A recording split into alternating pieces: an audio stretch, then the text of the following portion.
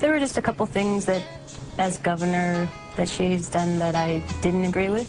I just need to clarify something. I support Sarah as a friend, and I can't necessarily say who that I'm going to vote for. I haven't made up my mind yet. She has no national security experience. House is the closest part of our continent to Russia. I think there's a really good chance that Sarah Palin could be president, and I think that's a really scary thing. I'm just going to ask you one more time, not to belabor the point, specific examples in his 26 years of pushing for more regulation. I'll try to find you some and I'll bring them to you.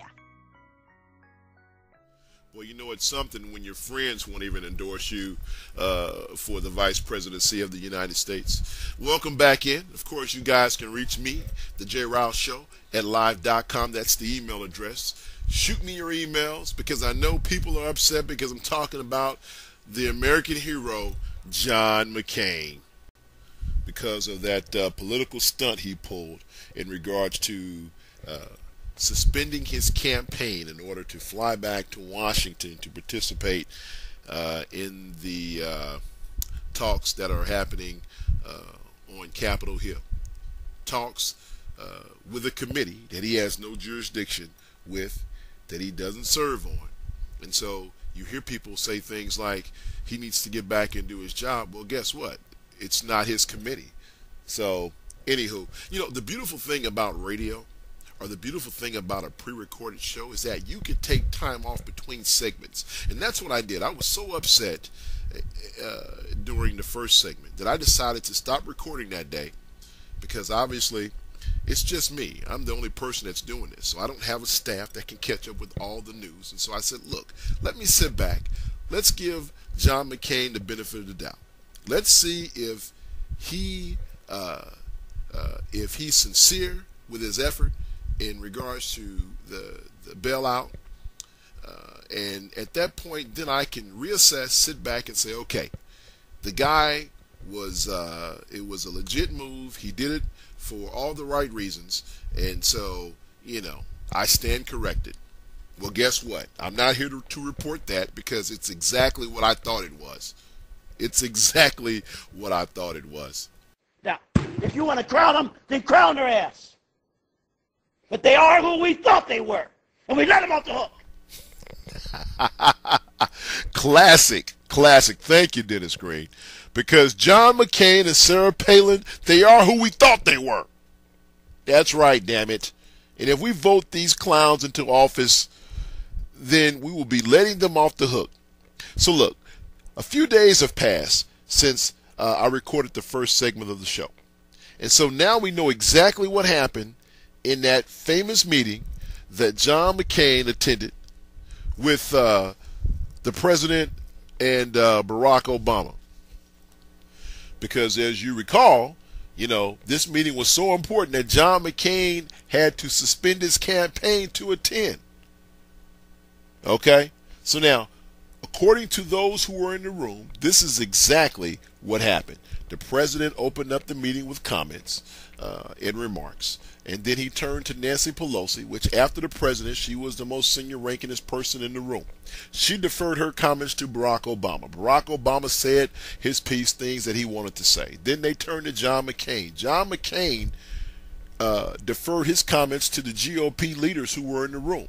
So then this intense battle breaks out. They start talking about this thing, heated conversations, very intense meeting. It took Barack Obama to ask John McCain what his opinion was, because up until that point he was sitting there like a bump on a log, and then he made some remarks that were just generic. So his impact, he had no impact on that meeting at all. None. Let me fix this mic. Okay. Hope this man, my input level is not coming in good, so hopefully we adjusted it and it sounds better. But he had no input whatsoever. None. So once again, it was political theater. And John McCain, with his Superman cape on, flew into town and did absolutely nothing. Okay? Nothing whatsoever. But listen, let's get back to my girl. Let's get back to SSP, sexy Sarah Palin. Because what bothers me, and ladies, I love you. You know I love the ladies. I love the ladies. But listen, what bothers me is that anytime someone asks her a tough question, the first thing that people cry out is sexism. You know, sexism. And listen, ladies, strap it up, okay? Because if you want to be treated as equal, if you want to play on the same playing field as a man, then you need to be able to take the punches. Stop whining, because this is exactly what it is. You know, all of a sudden, she appears on the national scene. No one knows anything about her. People want to know who she is, because guess what? She is applying for the second most important job in the world. The J. Rouse Show at live.com. Here's a clip. Here's another reason why people ask these questions about her. Here's a clip from the Charlie Gibson interview on ABC when he asked her about the Bush Doctrine. Take a look at this. Agree with the Bush Doctrine.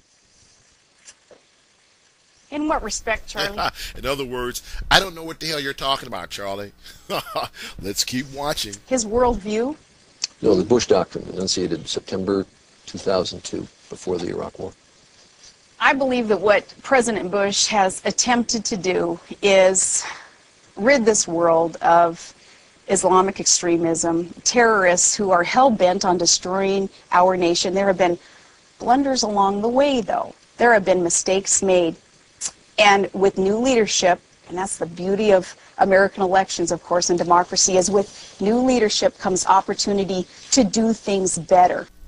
Okay, so here's the problem.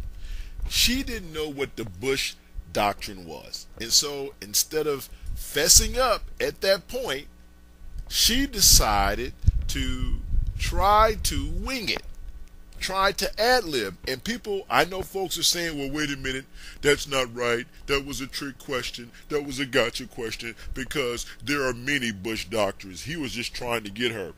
But see, that's not the point. The point is that she didn't know any of them, because if she knew that there were multiple Bush doctrines, then to me, my response would have been, well, wait a minute, Charlie, which one are you referring to? Because as you know, there are 4 or 5 doctrines out there that are known as the Bush Doctrine. Which one are you referring to? Then that tells me that she knows, but she didn't. So then she tries to come back and ad-lib. It's funny. So look at her face when he tells her what the Bush Doctrine is. Take a look at this. The Bush Doctrine, as I understand it, is that we have the right of anticipatory self-defense, that we have the right to a preemptive strike against any other country that we think is going to attack. Deer in the headlights. You know, she had that look like, damn, I didn't know that. And ladies, look, don't get upset. Matter of fact, here is the email address, because I know you guys want to send the nasty emails. The J. Rouse Show at live.com. Go ahead and send them. But we have to be serious about this. Okay? And this is the problem. The problem that we have is, once again, you know, folks, this is not a popularity contest. Vote with your head, not your heart. That's the problem that we have here, because that got us in trouble 8 years ago. Because you can't convince me how a person who was second in charge during an administration that saw a very low unemployment rate, people were making money hand over fist, okay? The federal budget was at a surplus. There's no way that this guy does not win the presidency of the United States. The reason why George Bush won, well, besides, you know, the stuff that happened in Florida, you know, but the reason he won was because people looked at him as a person, as an everyday guy. You know, hey, I can have a beer with that guy. Listen, that's not one of the prereqs for the presidency of the United States, and that's what I hear with Sarah Palin. She's a hockey mom. She's like one of us. Well, listen, once again, that's not the criteria. Because if women really look at her, she doesn't represent anything that they hold sacred. Tell you what, coming up, we have the last segment of the show. We'll talk about last night's debates. And keep it right here. The J. Rouse Show rolls on.